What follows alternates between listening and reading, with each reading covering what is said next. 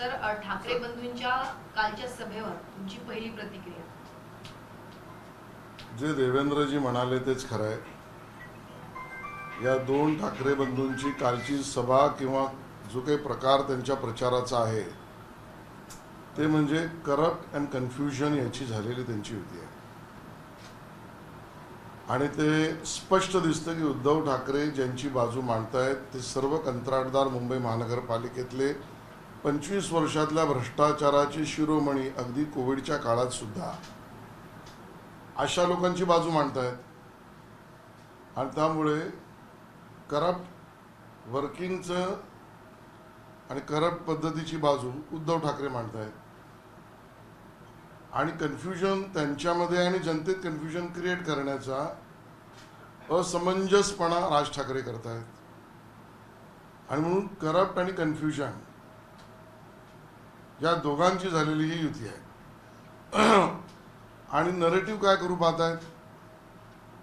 मुंबईकरांना आमचं निवेदन आहे की आता सावधान व्हायची वेळ आलेली आहे. मी जबाबदारीने बोलतोय. मुंबईची महानगरपालिकेची निवडणूक, मुंबईतले रस्ते, मुंबईतले पूल, मुंबईतला समुद्रकिनारा, मुंबईतले उद्यान, मुंबई महानगरपालिकेची कार्यपद्धती, त्यात भ्रष्टाचार नसणं, या सगळ्या गोष्टी असल्या पाहिजेत.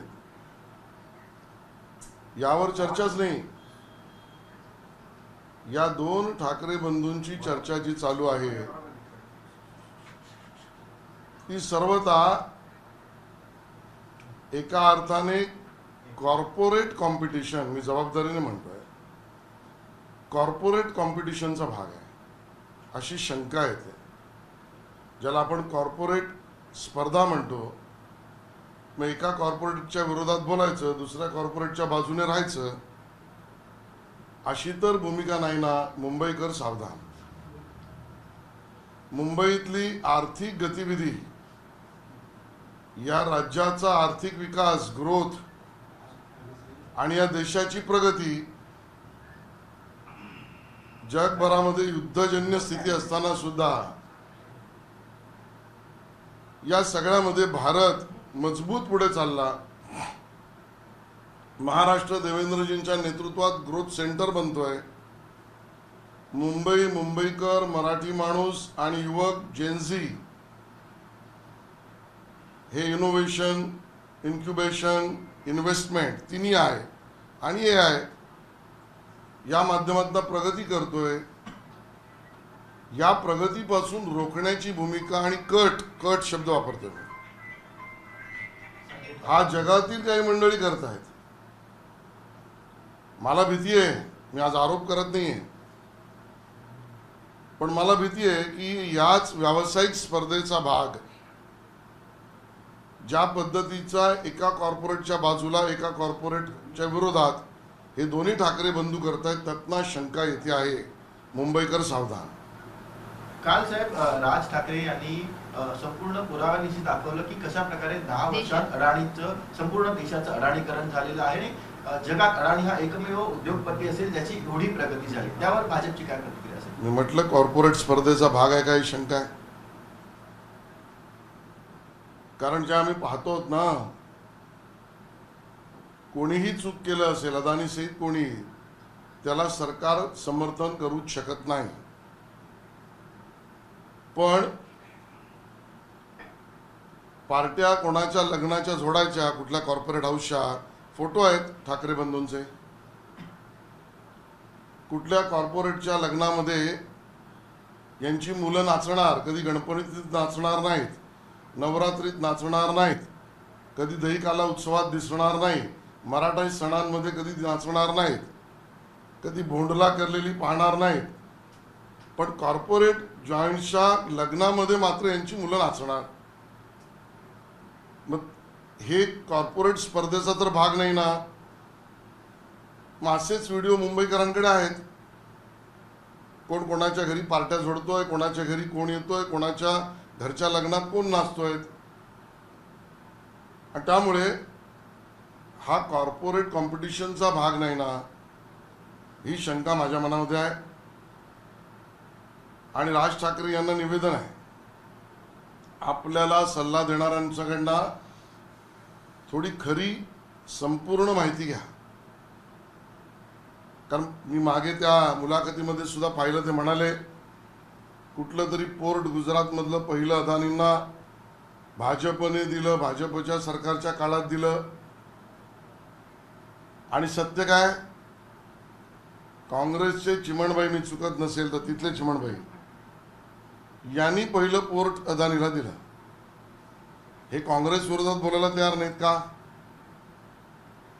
महाराष्ट्रामध्ये सर्वात पहिला विजेचा प्रकल्प किंवा व्यावसायिक प्रकल्प अदानींना शरद पवारांच्या काळात दिलं गेलं. हे शरद पवारांच्या विरोधात का बोलत नाहीत? याचाच अर्थ पहिलं पोर्ट गुजरातीत काँग्रेसने दिलं तर ठाकरे बंधूंना चाललं. महाराष्ट्रात पायघड्या शरद पवारांच्या सरकारच्या काळात अदानींना घातल्या, हे यांना चांगलं. आणि म्हणून ही बनवाबनवी आहे. ठाकरे आणि पवार साहेब यांचं नाव पुसण्याचा प्रयत्न भाजपकडनं केला जातोय, असे काल एक मोठा आरोप त्यांनी सभेतून केला. नाही, माझी भीती आहे. खरं तर कोणाच्याही परिवाराच्या विरोधात आम्ही कधीच नाही. आणि ठाकरे परिवार असेल वा पवार परिवार असेल, यांच्या विरोधातलं राजकारण हा आमचा हेतू नाही. देश प्रथम आणि मुंबई महाराष्ट्रापुरता, मुंबईची आणि महाराष्ट्रातल्या जनतेची सेवा प्रथम. पण तुम्ही जर विरोधातच येणार असाल तर तुमच्या विरोधात बोलावंच लागेल. मग प्रश्न विचारावेच लागतील ना की मेट्रोला विरोध तुम्ही उद्धव ठाकरे का केलात? हा विरोध तुम्हाला आहे उद्धव ठाकरेची, कारण तुम्ही मुंबईकरांच्या जीवावर त्या ठिकाणी उठलात आणि मेट्रोला विरोध केलात. नाणारला प्रकल्प येणार होता, रोजगार मिळणार होते, उद्धव ठाकरे तुम्ही विरोध का केलात? म्हणून उद्धव ठाकरेंच्या विरोधात आम्ही बोलतो. ग्रीनफील्ड ऑइल प्रोजेक्ट महाराष्ट्रात येणार होता, उद्धव ठाकरे तुम्ही विरोध केलात. हा आमच्या बेरोजगार युवकांना मिळणाऱ्या नोकऱ्यांच्या विरोधातली तुमची भूमिका, म्हणून तुम्हाला विरोध. मुंबई ते निघणारी बुलेट ट्रेन विरोध तुम्ही का केलात? म्हणून तुम्हाला विरोध. मुंबई नागपूर कॉरिडॉर याला तुम्ही विरोध केलात, या विकासाच्या विरोधातले तुम्ही, म्हणून तुम्हाला विरोध. तुम्ही विकासाचे विरोधी आहात उद्धव ठाकरेजी, म्हणून तुम्हाला विरोध आहे. पुन्हा सांगतो, मुंबईकर, महाराष्ट्र सावधान या ठाकरे बंधूंच्या प्रचाराचा आणि नरेटिव्हचा भाग या देशातील, या राज्यातील आणि मुंबईला ग्रोथ सेंटर आणि आर्थिक विकासापासून दूर नेणारी आहे का? गुंतवणूकदार सावधान, बेरोजगार युवक सावधान. आज नोकऱ्या करणाऱ्या कॉर्पोरेट जगातील युवक युवती सावधान. मार्केटमध्ये गुंतवणूक करून स्वतःची आर्थिक उन्नती करणारे यांना आमचं म्हणणं आहे सावधान. जेनझी सावधान, कारण या ठाकरे बंधूंना मुंबई आणि महाराष्ट्रामध्ये विकासाचं कुठलंही पाऊल नको आहे. मी उदाहरणं दिली आहेत. आणि शंका येते की कॉर्पोरेट कॉम्पिटिशनमध्ये उतरले तर नाहीत ना, आणि म्हणून मराठी माणूस सावधान. या निवडणुका विकासाच्या आहेत आणि मुंबईकर आणि मराठी माणूस याच्या उन्नतीचे आहेत, एवढंच. आणि त्याबरोबर महायुती त्यांच्याबरोबर आहे. नेमक्या कॉर्पोरेट कॉम्पिटिशनचा तुम्ही उल्लेख करताय, कॉर्पोरेट हाऊसबद्दल तुम्ही त्यांनी सांगावं. व्हिडिओ तर त्यांचेही मार्केटमध्ये फिरतायत. मी सांगितलं, कोणाच्या घरी पार्ट्या जोडल्या, कोणाला घरी बोलून पार्ट्या केल्या, कोणाच्या लग्नात कोण नाचलं. तुम्ही ते व्हिडिओ प्रसारित करणार आहात का? आम्हाला गरज नाही, ती लोकांना माहिती आहे. आज तुमची महायुतीची सभा त्याच मैदानावरती पार पडत आहे, जशास तसं उत्तर आज दिलं जाईल. बघा, आम्हाला सेवा करायची मुंबईची, ते काय करणार आहोत हे आम्ही मांडणार आहोत. आमचा अजेंडा खूप स्पष्ट आहे. आमचा अजेंडा हा मुंबई असं शहर बनवायचं आहे की जे विकासात जगात नंबर 1 येईल, आणि भारतात अभिमानाने उभं असलेलं विकसित शहर आणि ते मुद्दे विकासाचे घेऊन आम्ही निवडणुकीत उतरलेलो आहोत. संस्कृती आणि स्वप्न म्हणजे मराठी माणसाची महाराष्ट्राची संस्कृती आणि विकसित रोजगारपूर्ण तंत्रज्ञानाच्या आधारित स्वप्न हे पूर्ण करण्याच्या बाजूचा प्रचार आणि प्रसार आमच्या निवडणुकीचा अजेंडा आहे. आणि यामध्ये जो जो विरोधात बोलेल तो मुंबईकरांच्या विरोधात बोलतोय, मराठी माणसाच्या विरोधात बोलतोय, तो कोणीही असो, ते ठाकरे बंधू असले तरी त्यांना सडेतोड उत्तर दिलं जाईल. हिंदू मुस्लिम न करत एखादं भाषण जर भाजपच्या नेत्यांनी केलं असेल तर ते भाषण मला दाखवा, मी 1 लाख रुपये देईन, असं उद्धव ठाकरे म्हणाले. तलवार, खंजीर, गद्दार, खोके, बघून घेईन, मारू, मर्द, नामर्द या शब्दांशिवाय उद्धव ठाकरेंचं एकही भाषण दाखवा, आम्ही 1 लाख रुपये द्यायला तयार आहोत. भाजप नेते वारंवार म्हणतात की मुंबईचा महापौर हिंदू होईल, मात्र काल हिंदू मराठी तुम्ही प्रश्न करेक्ट करा, तुमच्या मनातला विचारू नका. मुंबईचा महापौर हिंदू मराठी हे म्हटलंय. आधी भाजपने पण म्हटलेलं आहे की हिंदू होईल आणि नंतर त्यांनी करेक्शन केलं की हिंदू मराठीच पहिल्यापासून मी म्हटलेलं आहे. तुमच्या डोक्यात मनसेने उबाटा सेने झालेल्या कन्फ्युजनवर मला विचारू नका. फडणवीस हिंदू आहेत का हे तपासून पाहावं लागेल. मला त्यांच्या सर्टिफिकेटची गरज नाही आणि हिंदूंनाच सर्टिफिकेट विचारण्याची पद्धत तुम्ही हिंदू आहात की नाही हीच इस्लामिक लांगुल चालनाची मनोवृत्ती आहे. हेच बांगलादेशमध्ये इस्लामिक आतंकवादी संघटना हिंदूंबद्दल करतायत की तिकडे हिंदूंना प्रश्न विचारायचे, मग तू हिंदू आहेस ना दाखवायचं, हे सर्टिफिकेट मागायचं आणि दिल्यावर त्याच्यावर हल्ला हमला करायचा. ही बांगलादेशी वृत्ती इस्लामिक लांगुल चालनाची उद्धवजी तुम्ही करू नका. देवेंद्र फडणवीसांना प्रश्न विचारणं म्हणजे हिंदूंना प्रश्न विचारणं आहे की तुझं सर्टिफिकेट दाखव. आणि हिंदुस्थानमध्ये हिंदूंना सर्टिफिकेट विचारण्याची इस्लामिक लांगुल चालनाची बांगलादेशी वृत्ती उद्धव ठाकरेंच्या पक्षाची आहे, ती मुंबईकर मान्य करणार नाहीत. अशी जी अजित पवारांवर भाजपने त्यासोबत नरेंद्र मोदींनी 70,000 कोटींच्या फसवणुकीचे आरोप केलेले होते. मात्र आज तेच अजित पवार हे सरकारच्या मांडीला मांडी लावून सध्या सरकारमध्ये बसलेले आहेत. आता जे काही पुरावे भाजपने दिलेले ते खरे होते का खोटे होते हे भाजपने सांगावं. जर खरे होते तर त्यांना बाजूला करावं आणि जर खोटे होते तर अजित पवारांची माफी मागावी असं उद्धव ठाकरे कालच्या सभेत म्हणाले. अहो जास्त लांब जाऊ नका उद्धवजी. तो 2.5, 3, 3.5 वर्षापूर्वी गेलात तर या अजित पवारांच्या मांडीला मांडी लावून तुम्ही का बसला होतात? तेव्हा अजित पवार स्वच्छ होते, त्यांच्यावर आरोप होते की नव्हते, निर्दोष होते की नव्हते? आज छगन भुजबळ अजित पवारांच्या बद्दल तुम्ही प्रश्न विचारतात, न्यायिक प्रक्रिया चालू आहे, पण तुम्हीच काही वर्षांपूर्वी त्यांच्याबरोबर मांडीला मांडी लावून सखे सोयरे झाला होतात. हे उद्धव ठाकरे विसरलात का? आणि मग तुमच्याबरोबर बसला तर स्वच्छ, तुमच्या विरोधात गेला तर स्वच्छ. ही नौटंकी आहे उद्धव ठाकरेंची. अशी जी आता संजय राऊतांचं एक स्टेटमेंट आलेलं आहे, जे काही देशाच्या अडाणीकरणाचा आरोप त्यांच्याकडून केला जातोय, त्यावरून देशाचा पंतप्रधान हा नरेंद्र मोदी आहेत की अडाणी आहेत हेच सध्या समजत नसल्याचं राऊत म्हणतात. हेच आंतरराष्ट्रीय आर्थिक अस्वस्थता भारतात आणण्यासाठीच्या कॉर्पोरेट कॉम्पिटिशनचा भाग आहे. मी पुन्हा सांगतो, अदानी असेल का कोणी असेल, याला या देशात या राज्यात कुठल्याही पद्धतीने गैरफायदा घेण्याची मुभा नाही. कायदेशीर प्रक्रियाने काम करणाऱ्या कुठल्याही कॉर्पोरेट हाऊसला बंदी नाही, पण एका कॉर्पोरेट हाऊसच्या विरोधात बोलून अन्य कॉर्पोरेट हाऊस बरोबर पार्ट्या जोडायच्या, हा कॉर्पोरेट कॉम्पिटिशनचा टेररिझम आहे का ही शंका मुंबईकरांच्या मनात आहे. सध्याच्या राजकीय परिस्थितीवर बोलत असताना भाजपचे नेते मुनगंटीवार सरांनी असं म्हटलं की भाजप निवडणूक जिंकणारा यंत्र होऊ नये. हिंदुत्वाचा मंत्र, निवडणूक जिंकण्याचं यंत्र आणि संघटनेचं हृदय सांभाळण्याचं तंत्र हेच भाजपचं कर्तव्य आहे भाजप तेच करते, सुधीर भाऊंना तेच अपेक्षित आहे. 92,000 कोटी 70,000 कोटीवर आली आहे असं थेट उद्धव ठाकरेंनी म्हटलं आहे.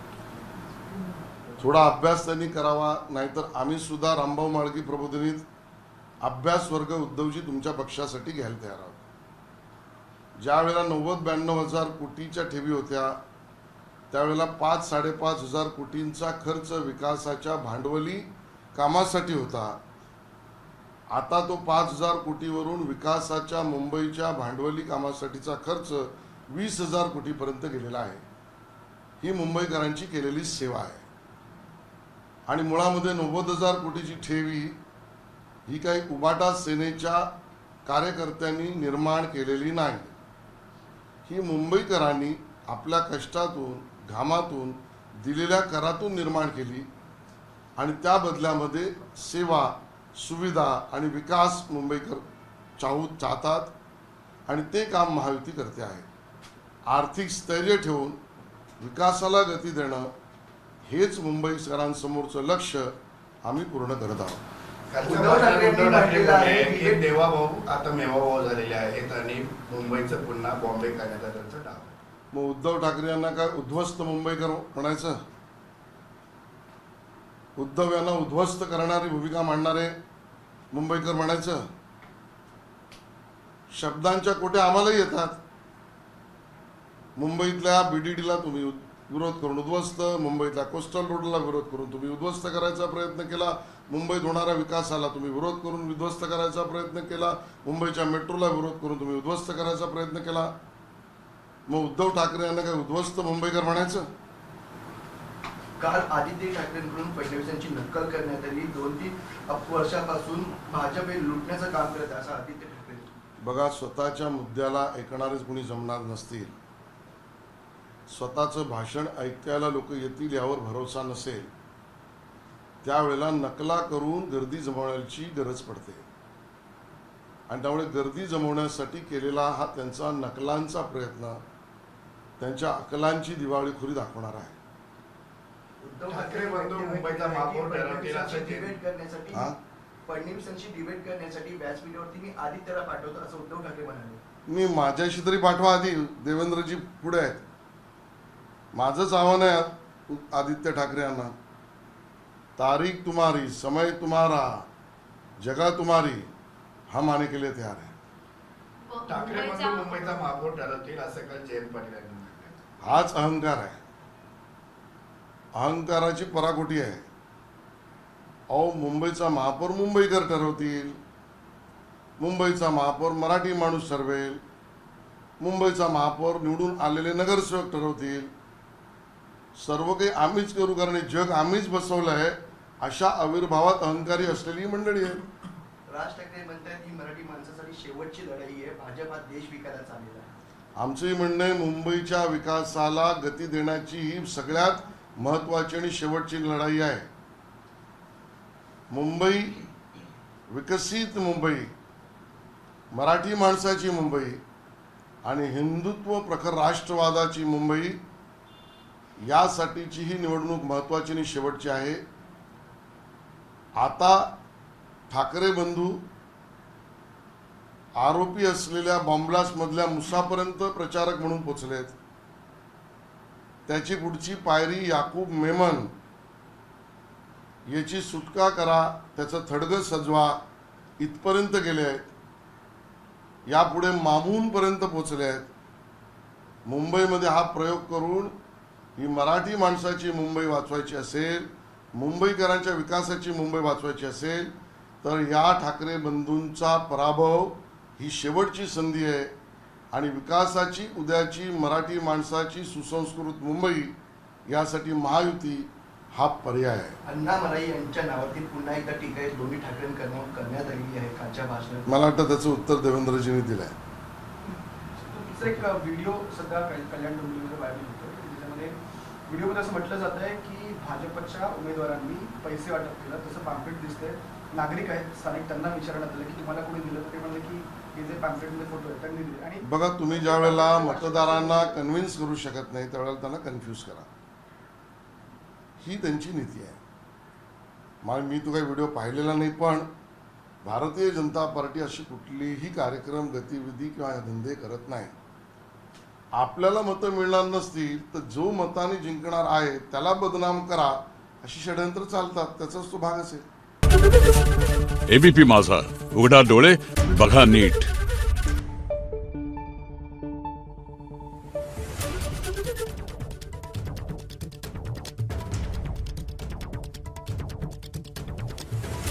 Thank you.